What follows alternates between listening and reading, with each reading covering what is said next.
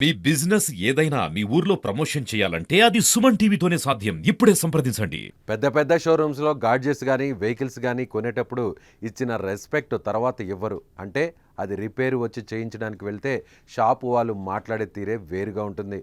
రేపురా, 2 రోజులు ఆగిరా, అప్పుడు వచ్చినా ఇంకా అవ్వలేదు, ఇంకా టైం పడుతుంది అంటూ విసిగిస్తూ ఉంటారు. అప్పుడు మనకు వస్తుంది కోపం. ఏదైనా చేసేయాలనిపిస్తుంది. కానీ ఏం చేస్తాం? ఏం చేయలేం. మహా అయితే పెద్ద పెద్దగా అరిచి మన ఈగో సాటిస్ఫాక్షన్ అవుతుందని వెనక్కి తిరిగి వెళ్ళిపోతాం. కానీ ఆ యువకుడు అలా చేయలేదు. తన ఫ్రస్ట్రేషన్ను చల్లార్చుకోలేదు.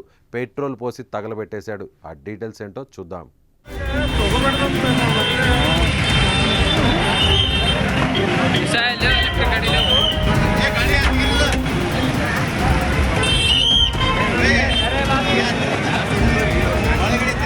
కర్ణాటకలోని కలబుర్గ నుంచి ఓ ఆశ్చర్యకరమైన ఇష్యూ బయటకు వచ్చింది.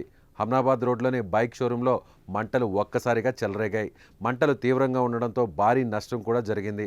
అక్కడ బైకులన్నీ దగ్ధమవుతున్నాయి. మనకు అందిన సమాచారం మేరకు మంగళవారం తెల్లవారుజామున మంటలు చెలరేగాయి. ఈ ఘటనలో నిందితుడు నదీంను పోలీసులు అదుపులోకి తీసుకున్నారు. అసలు విషయం తెలుసుకున్న పోలీసులు షాక్ అయ్యారు.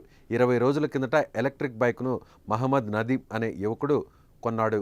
ఆ బైక్లో ఏదో ప్రాబ్లం వచ్చింది. రిపేర్ కోసం నదీం ప్రతిరోజు బైక్ను రిపేర్ చేయాలని షోరూంకు తిరుగుతున్నాడు. ఎన్నిసార్లు వెళ్ళినా అక్కడ స్టాఫ్ నిర్లక్ష్యంగా వ్యవహరిస్తూ నిర్లక్ష్యంగానే సమాధానం చెప్తూ వచ్చారు. రిపేరు చేయడం లేదట. దీంతో నదీంకు చిర్రెత్తుకొచ్చింది. ఫ్రస్ట్రేషన్తో షోరూంకు నిప్పంటించేశాడు. దీంతో షోరూంలో మంటలు చెలరేగాయి. 6 స్కూటర్లు ఈ ఘటనలో దహనమయ్యాయి. ఘటన తర్వాత నదీం నేరుగా పోలీస్ స్టేషన్కి వెళ్ళి పోలీసులకు జరిగింది చెప్పాడు.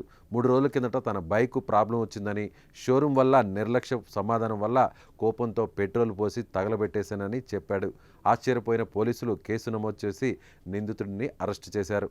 అందుకే అంటారు, take respect and give respect అని. ఏది ఏమైనా అలా చట్టాన్ని చేతుల్లోకి తీసుకోవడం నేరం. అందుకే చట్టం తన పను తాను చేసుకుపోతుంటుంది. సో మీరు కూడా ఇలా ఎప్పుడైనా ఇబ్బంది పడ్డారా? సో మీ అభిప్రాయాన్ని కామెంట్ బాక్స్లో తెలియచేయండి.